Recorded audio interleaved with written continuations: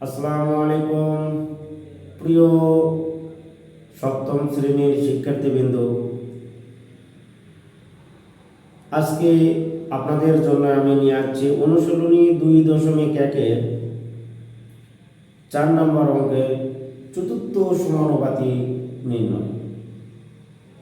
আমরা একটা সূত্র ব্যবহার করে আমরা চতুর্থ সমানুপাতি কি করতে পারবো, নির্ণয় করতে পারবো। এখানে আমি কয়েকটা অঙ্ক নিয়েছি, ক, খ, গ, ঘ, আমি এখানে 4টা অঙ্ক নিয়েছি। এই 4টা অঙ্কে আমরা পড়ার চতুর্থ সমানুপাতি নির্ণয় করব। এই চতুর্থ সমানুপাতি কিভাবে নির্ণয় করা যায়, তাহলে দেখি সেই আমাদের সূত্রটা কি, কিভাবে আমরা চতুর্থ সমানুপাতিটা নির্ণয় করব। সাধারণত এই চতুর্থ সমানুপাতি নির্ণয়ের আগে আমাদের জানতে হবে কোন সমানুপাতির প্রথম ও চতুর্থ রাশিকে বলা হয় প্রান্তীয় রাশি। প্রান্তীয় মানে কি, প্রথম এবং শেষের, মানে প্রথম এবং শেষেরটা প্রথম রাশি, শেষের রাশি হলো চতুর্থ রাশি। তারপর দ্বিতীয় ও তৃতীয় রাশিকে বলা হয় মধ্য রাশি, মানে মাঝখানে যে দুই রাশিটা থাকবে সেটাকে বলা হয় মধ্য রাশি। তাহলে দেখি আমাদের ক নাম্বার, এখানে আমাদের দেওয়া আছে কি ক নাম্বার। আমি এখানে অঙ্কটা সুন্দর করে আগে উঠাই নেই। 5, 7, 10, এটা হচ্ছে কি প্রথম, এটা হচ্ছে দ্বিতীয়, এটা হচ্ছে কি তৃতীয়। কিন্তু এখানে আমার কি নাই, এখানে আমার এই চতুর্থ রাশিটা নাই। এই চতুর্থ রাশিটা কি করতে হবে, আমাদের বের করতে হবে। তাহলে এখন আমরা লিখতে পারি, সরাসরি আমরা লিখতে পারি যা আমরা জানি। এই সূত্রটা কিন্তু আমাদের জানতেই হবে, মনে রাখতে হবে। আবার আমরা জানি, তাহলে কি জানি, চতুর্থ সমানুপাতি,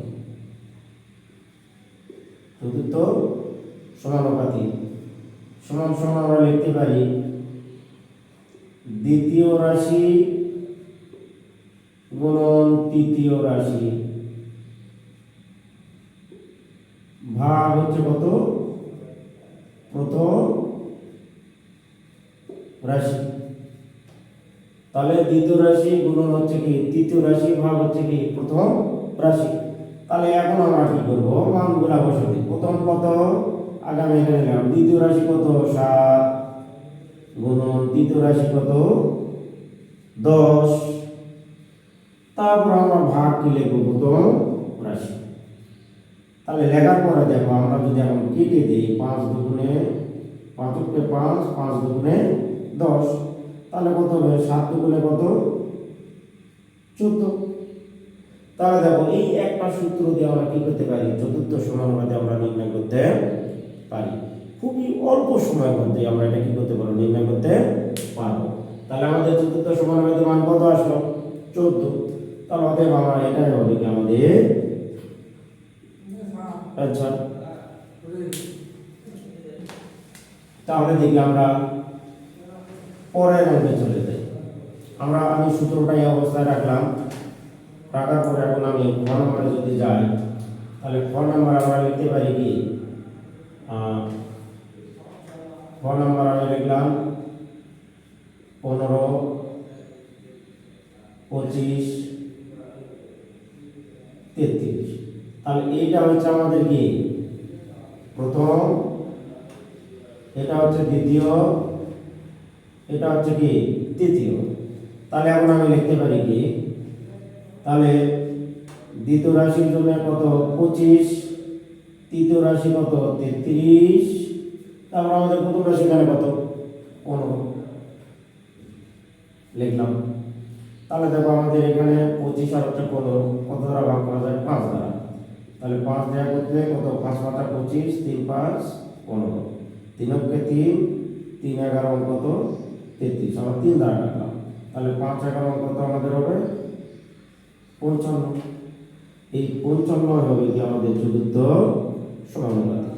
তাহলে দেখো আমরা যদি এই একটা সূত্র যদি আমরা মনে রাখতে পারি, তাহলে আমরা কি করতে পারবো, চতুর্থ সমানুপাতি আমরা নির্ণয় করতে পারবো।